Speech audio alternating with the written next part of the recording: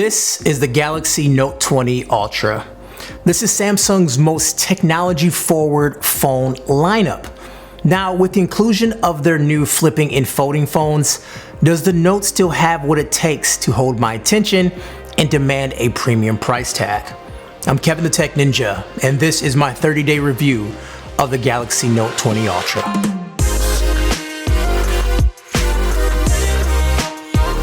In my real-world videos, I don't really dig into specs too much, as those things are not very important when dealing with a phone day to day, but I do put the specs up on the screen for you to reference when I do mention a couple of things.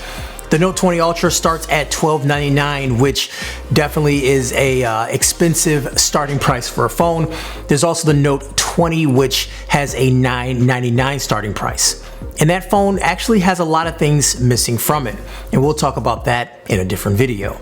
Over the years, the Note lineup has seen small changes year over year, from the smaller bezels to smaller chins to slimmer and more squared-off design and S Pen enhancements. But mainly, it's the camera that has seen the biggest changes. From the dual cameras on the 9 to the triple vertical cameras on the 10 Plus, and now this thick cluster on the 20 Ultra with the inclusion of the laser autofocus and space zoom. This is the best Samsung in-hand experience I've had in a while, mainly due to the back of the phone.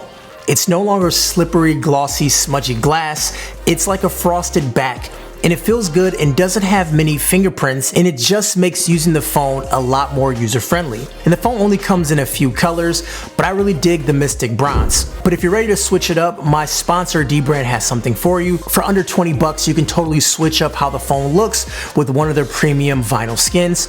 So many color combinations, so many styles, and so many textures. It just makes for an entertaining experience decking out your phone. Hit my link down below to debrand your device. Looking at the front of the phone, it is nearly all screen. There is a small cutout for the camera, which is very non-intrusive, and Samsung's default wallpaper has an excellent job at hiding it. Soon there will be cameras under the screen where you don't need a cutout at all, but until then, I think this is the best we got, and I think it looks fine. The performance on the Note 20 Ultra is very good. Obviously, with the newest Snapdragon chipset, performance will not be an issue at all, and also the amount of RAM that it has. It's a powerhouse.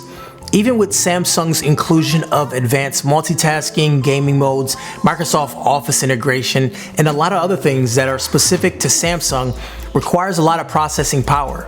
And this phone does it with the smoothness. I've never seen a shutter on this phone that may have haunted other Samsung phones in the years past. This Note feels extremely polished, very tight, and everything just works well. And also, storage isn't an issue with the inclusion of the SD card slot. It's still very handy to have, and I'm thankful that it's still there. Now, what is notable is that the phone comes shipped at 1080p with 120Hz, meaning you don't have the highest resolution on the phone that it can put out, but you actually get a faster screen refresh. And for the sake of battery life, I think that's the right choice. The screen is more responsive and everything just feels smoother. I'll do my best to show the difference between the two settings, but even then, it's something you need to see in person. Now, I will admit, many people can't see the difference, and others like me see it as a must-have feature. Watching videos, movies, or even a Twitch live stream, the screen looks really good. The colors, the blacks, the brightness are all top-notch. Samsung's screen looks the best out of any phone manufacturers, and now that 120Hz is the default, this is the best screen to beat, period. Now, I did mention battery life just a few seconds ago, which is actually one thing that this phone doesn't shine at. For my usage, I can get a full day, but instead of around 20 to 30% at bedtime, I'm now at 10%, or even sometimes the phone is dying. My day-to-day usage is pretty typical. I send a lot of WhatsApp messages, I listen to music or podcasts off and on during the day via Bluetooth. I use Twitter, Reddit, and also I may play a couple games here and there. I don't talk on the phone too much. And other phones gets me around 20% more battery life at the end of the day.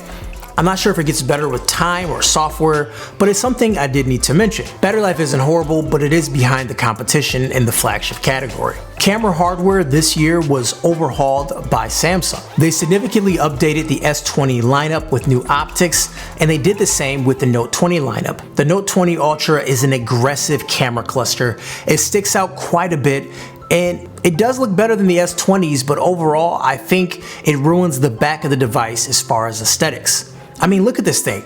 It also rocks if you plan to type on your phone while it's laying down or even using the S Pen while it's on a surface. You do have 3 focal points, wide angle, ultra wide angle, and a telephoto zoom. You can even zoom up to 50x using the space zoom feature.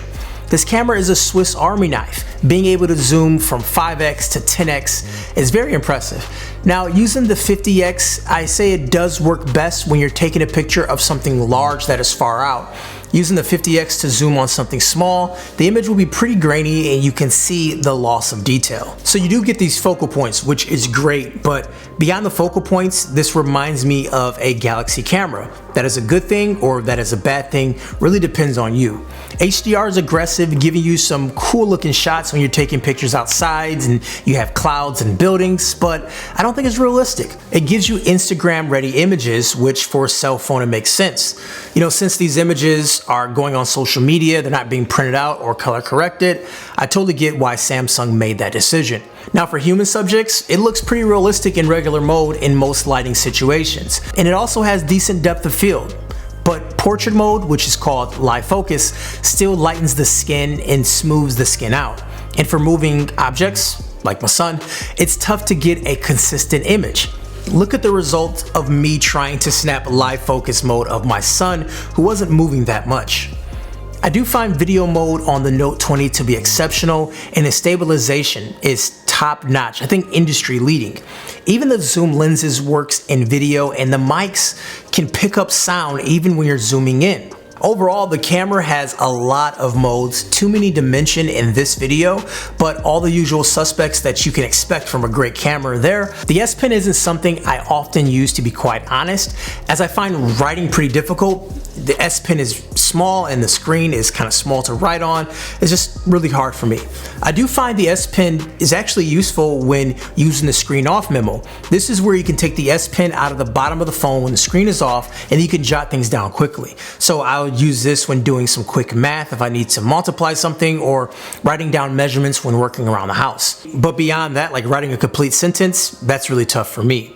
But as far as apps, pretty much everything that you've seen before is still here.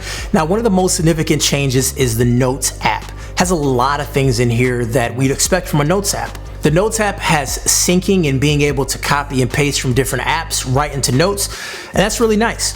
Now, I will say the integration directly into Microsoft Suites is a big deal for people who use this phone for their standard enterprise work. And also, it can read your writing and translate it into text.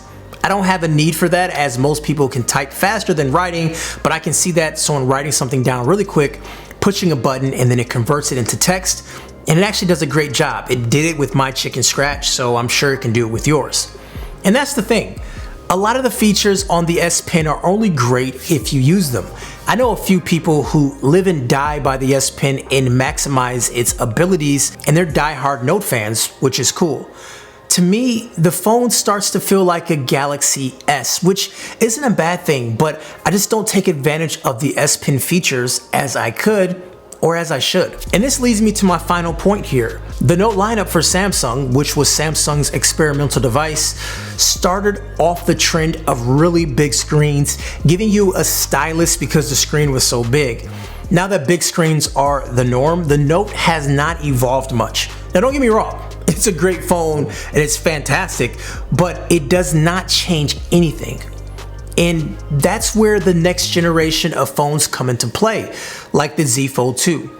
I have a feeling the Note lineup will be gone soon and it'll merge into the S lineup. The Z Fold will be the new Note, and we'll see another innovation down the line that is beyond the Z Fold 2. And that's how it works. We continue to move forward, continue to evolve, and I don't think the Note is doing that. Remember, before these edges were curved, there was the Edge edition for phones, and then the Edge became the new normal. And I think folding phones will just be the phone of the future. We've been saying this for a while now that we think we have reached the end of mobile devices for this generation as far as what's to come in tech. And we're on the cusp of new technology right now. So it means that if you're not innovating, you're becoming boring.